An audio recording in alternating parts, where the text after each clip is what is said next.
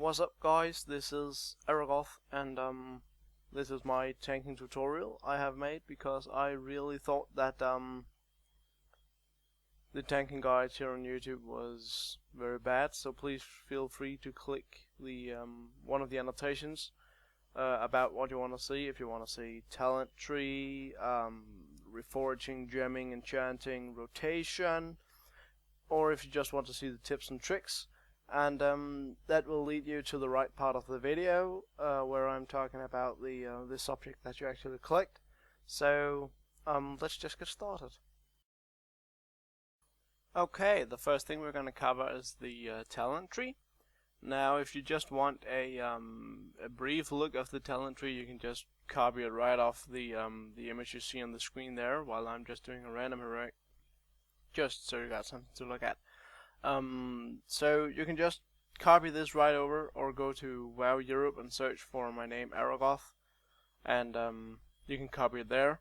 But I will, after this short clip, I will move on to every single talent individually and talk about why you should choose this over that, and all that good stuff.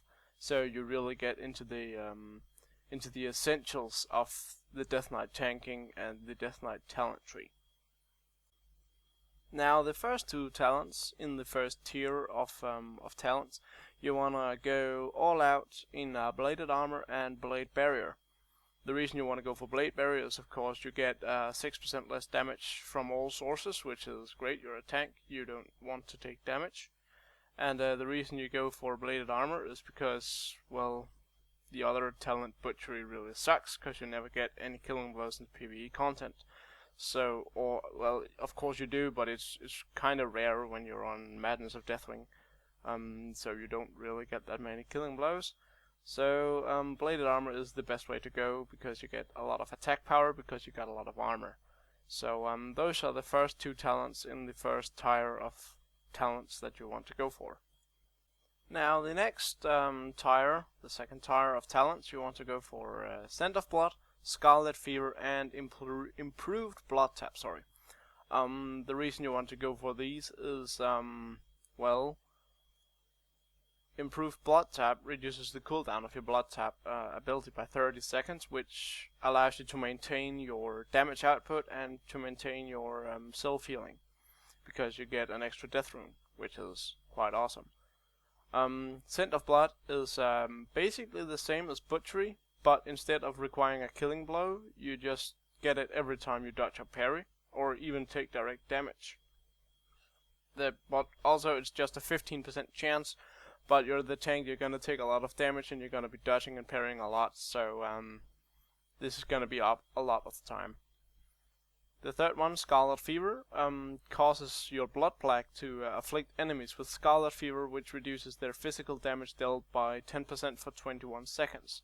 This is great, because this means you take less damage, so of course you want to take that. You don't want to go for Hand of Doom. This is a PvP talent, which it reduces the cooldown of your Strangulate by 30 seconds for the first point, and for the second point it's a minute's reduced cooldown. So you don't want to go for that one. You don't want to use that interrupt really in PvE. You want to use your Mind Freeze instead, and you should have no power using it, because you're always almost full on runic power as a tank. Now, for the third tier of your talent tree, you want to go for Bone Shield and Toughness. You can also choose to go into Abomination's Might, but that depends on your raid setup. Personally, I raid with, we always got an Enhancement Shaman in our group, and they got the same talent, so I don't have to use points in Abomination's Might. Because if you use points in Abomination's Might, that's gonna move some points from your Unholy tree. So personally, I wouldn't go for Abomination's Might, and also don't even think about go for Blood Caked Strikes. Blood Caked Blade. God damn it. Because, well, that's just extra damage, and you shouldn't have any problem with threat or damage output. So there's no reason to go for that. Of course, Bone Shield is going to be one of your major cooldowns, which is going to be up, well, if not 100% of the time, then at least 90% of the time. And toughness is just a basic armor improvement. So of course those two talents are for your tanking spec. In the fourth tier of your talent tree, you want to go for Sanguine Fortitude, Blood Parasite, and Improved Blood Presence. You want to max them all out, so you spend 6 points in the fourth tier. Sanguine Fortitude is basically an improvement on your Icebound Fortitude, so instead of just a 20% damage reduction cooldown, it's now a 50% damage reduction cooldown. So it is equivalent with the Protection Paladins, Guardian of the Ancient Kings, and the Feral Druids major cooldowns, and also with the Warriors. So you also got this really heavy cooldown with a 3-minute cooldown, just like all the other tanks. Blood Parasites, melee attacks have a 10% chance to spawn a Bloodworm, and that Bloodworm will attack your enemies, gorging itself with blood until it bursts to heal nearby allies. This is great. I've sometimes seen the Blood Parasite crit for about 40k healing, so they are really, really good. Improved Blood Presence. This is your, as we said back in Wrath and in the Burning Crusade, this is your defense cap.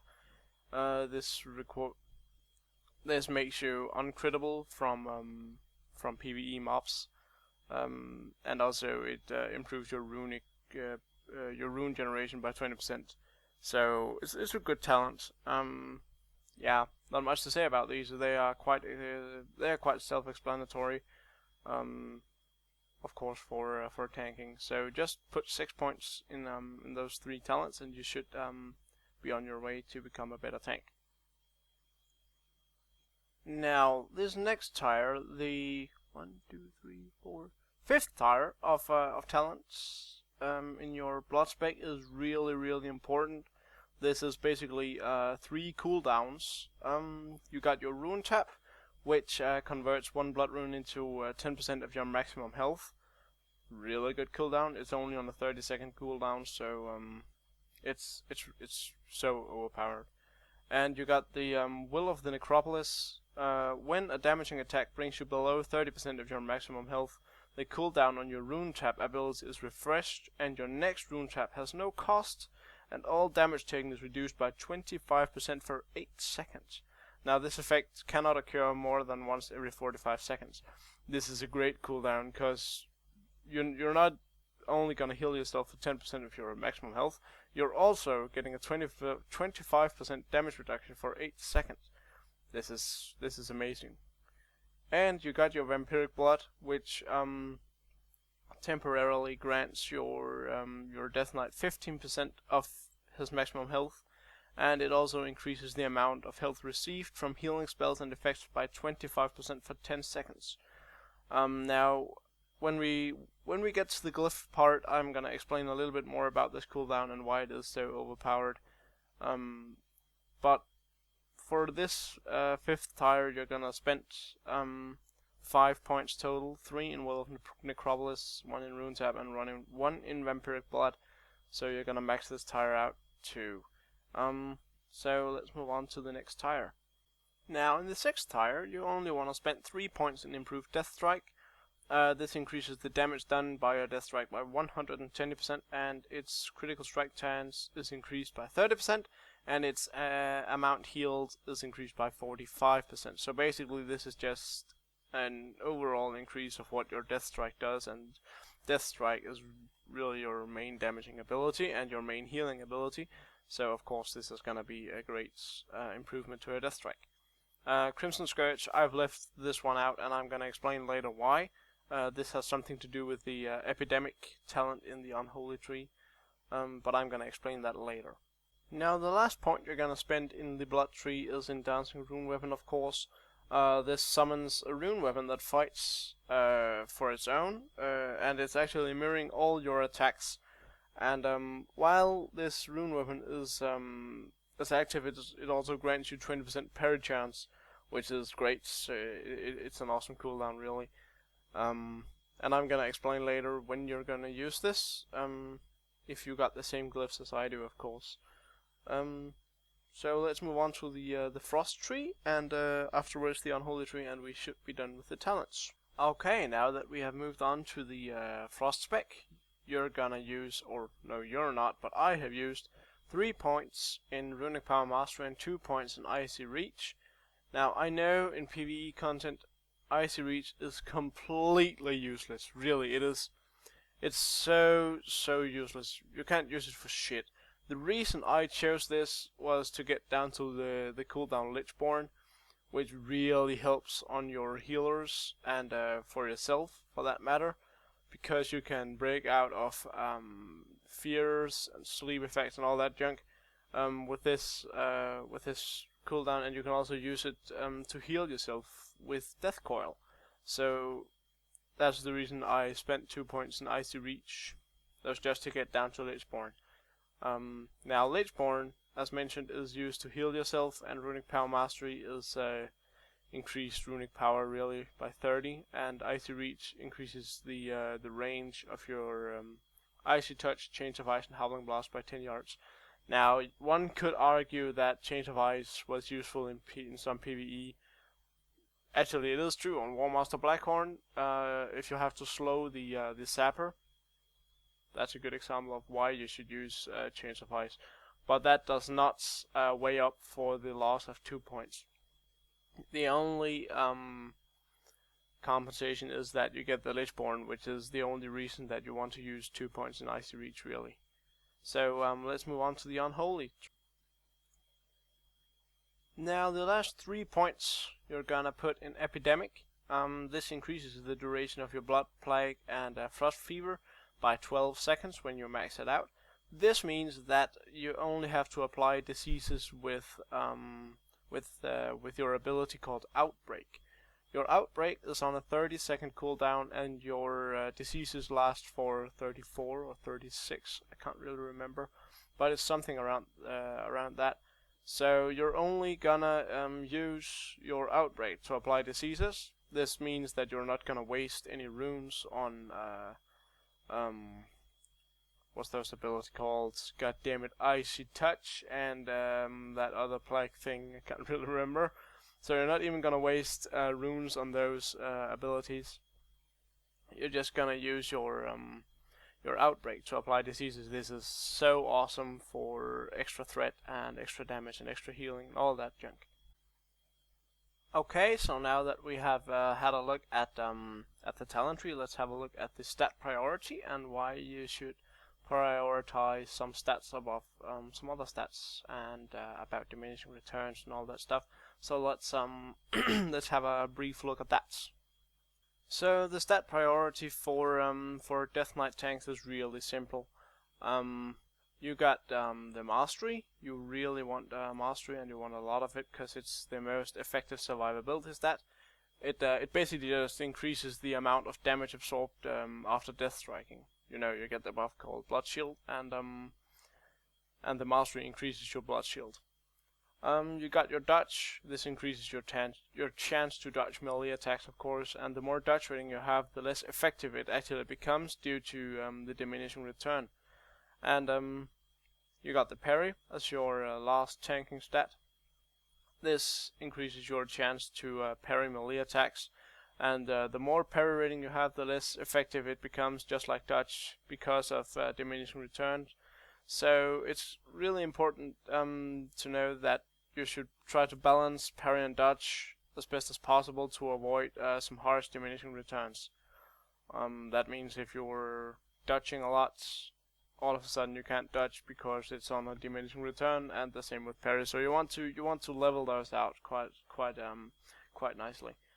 You got of course the last one is stamina, but you get, personally I think you get enough stamina through your tanking gear, so you don't really have to gem for stamina only in the blue sockets. You gem 20 mastery, 30 stamina, the poison dream emerald. So but I will come more into that later on in the gemming part. So that's actually the general stat priority. Not much to say about the stats. It's quite simple. So let's move on to the next subject. Gemming as a Death Knight is really easy. You basically, in all your yellow sockets, you'll want your Fractured Amber Jewel, that's 40 mastery rating. And in all your blue sockets you want the Poison Dream Emerald, 20 mastery rating and 30 stamina, and in your red sockets you'll want Fine Ember Topaz, 20 parry rating and 20 mastery rating. Yeah, that's really simple. Of course, if you got a lot of gold, you can buy the equivalent epic gems. But yeah, that's really just if you got the gold for it, or if you're in a super hardcore raiding guild, which actually pays for your epic gems. So yeah, gemming is really easy. Let's just move on to something.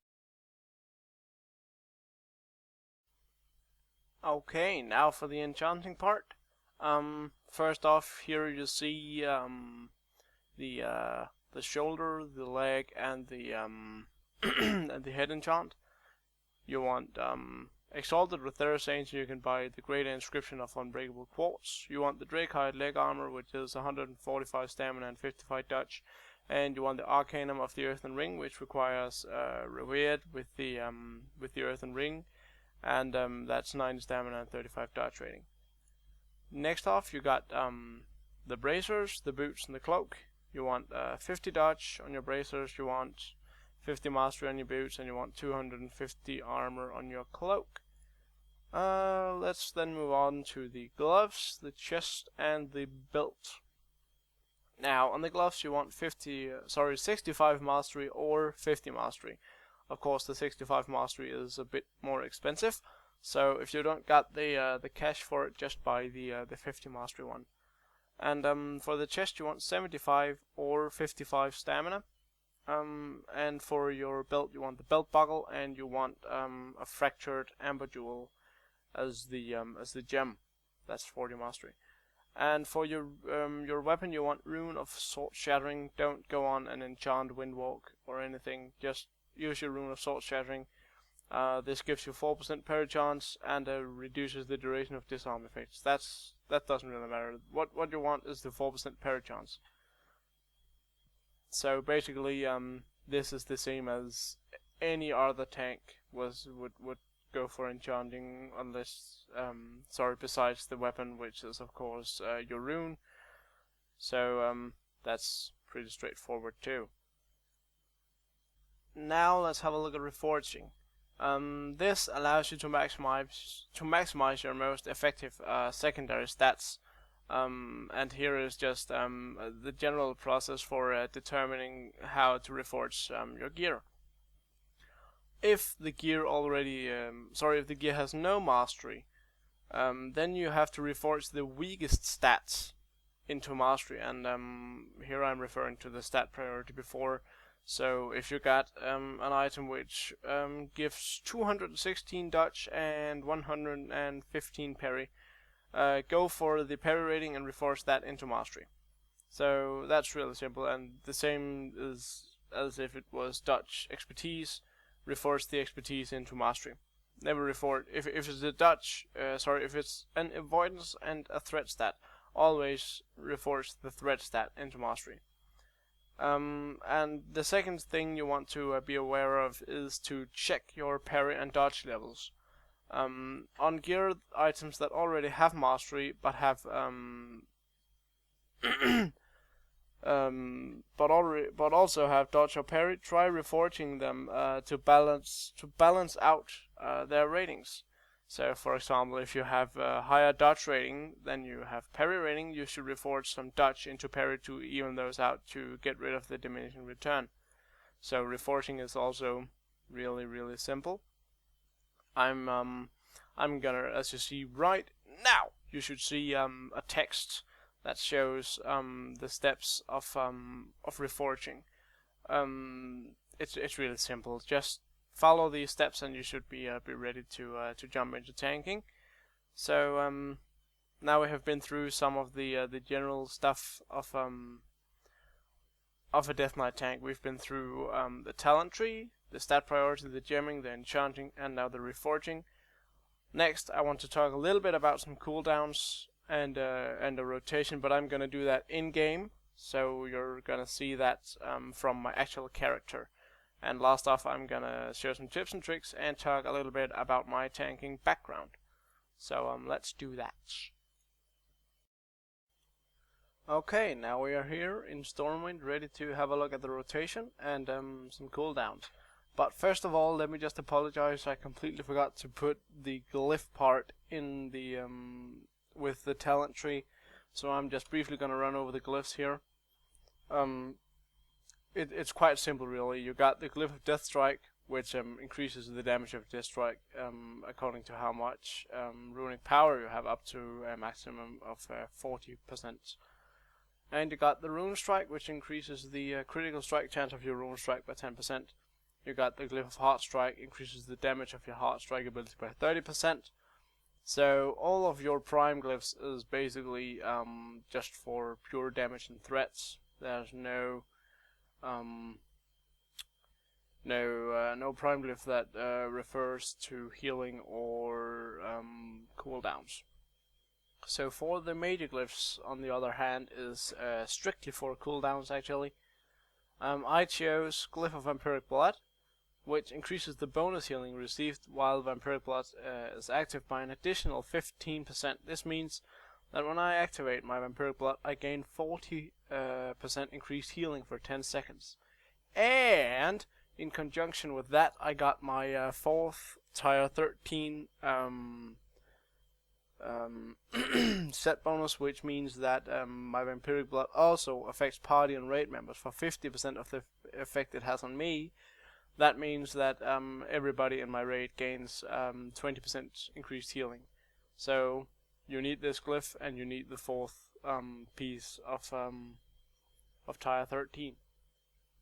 I got the Glyph of Dancing Rune Weapon for 50% additional threat when my Dancing Rune Weapon is up. You can go for Glyph of Bone Shield, or some even might say that you could go for Antimatic Shell. But I chose Dancing Rune Weapon. And you got the Glyph of Rune Tap. Rune Tap also heals my party for 5% of their maximum health. Really, really good. If you pop it right after you pop Vampiric Blood, you can heal everybody in your party for about 60k. Not each, but total. So it's quite good. For my minor glyphs, I chose Glyph of Blood Tap. My Blood Tap no longer causes damage to me. Horn of Winter gives me an extra minute on my Horn of Winter, and Deathgate reduces the cast time of your Deathgate spell by 60%. Sorry for forgetting those glyphs in the talent part, but they are here, and you can see them now, as you already have. Okay, so now that that's done, let's move on to the rotation. So when you start off, you want to give yourself the Bone Shield, and you'll want to give yourself the Horn of Winter buff, and you want to make sure that you are in Blood Presence. Okay, so you are ready to pull. I'm just gonna pick this one here. I'm just gonna disable the nameplates. I like to pull with Outbreak and right after Death Grip, because Death Grip ensures that the target is attacking me for at least 3 seconds, so that gives me another 3 seconds to spam Death Strike. So let's see that in action. I'm gonna explain slowly while I do what rotation I'm using. So Outbreak, Death Grip. Okay, I can't Death Grip this target, but I would Death Grip normally. That's Shift 2 for me, and then I would use Death Strike, Death Strike, Heart Strike, Heart Strike.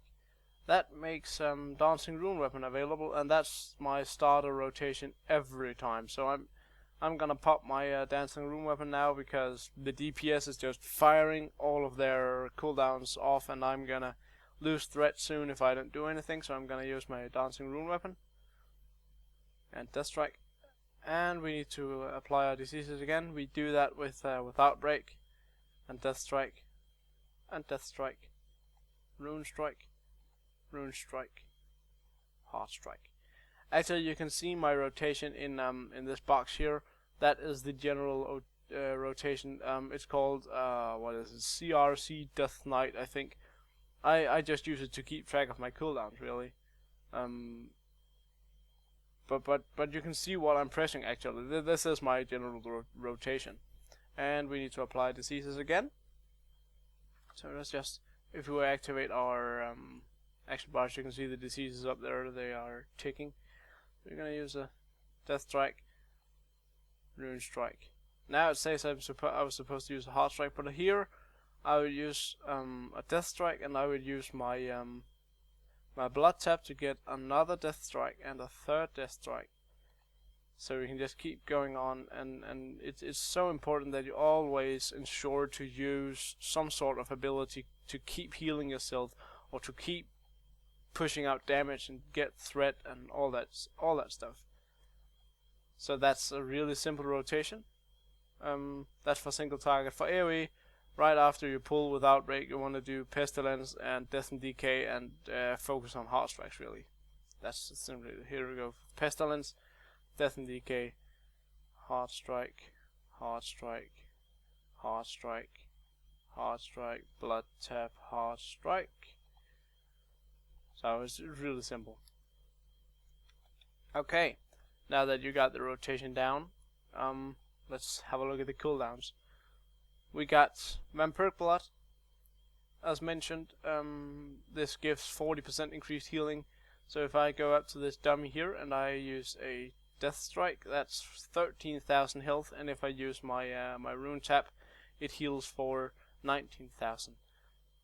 Let's just see that again. 13,000, and the Rune Tap is 19,000. So once my Rune Tap is off cooldown, I'm gonna show the power of Vampiric Blood. And in the meanwhile, I will explain a little bit about some of the other cooldowns we have. We got the Raised Dead, which gives us this zombie we control for a minute, I think it is. Let me just read. Yeah, lasts 1 minute. I'm just gonna get some runic power here. And if shit is about to become really ugly, you can use your Death Pact, which sacrifices your minion, but it heals you for 25%. So let's just have a look. Now that I got everything up again, you see Death Strike for 13,000 healing. So I'm gonna try to heal myself with everything right after I pop Vampiric Blood, like so. Now it heals for 18,000, and my Rune Tap for 26,000, and here we got a heal for 67,000. So it's quite overpowered to use those three right after each other when you pop Vampiric Blood. Okay, that's 3 of our cooldowns explained. So we also got the Empower Rune Weapon.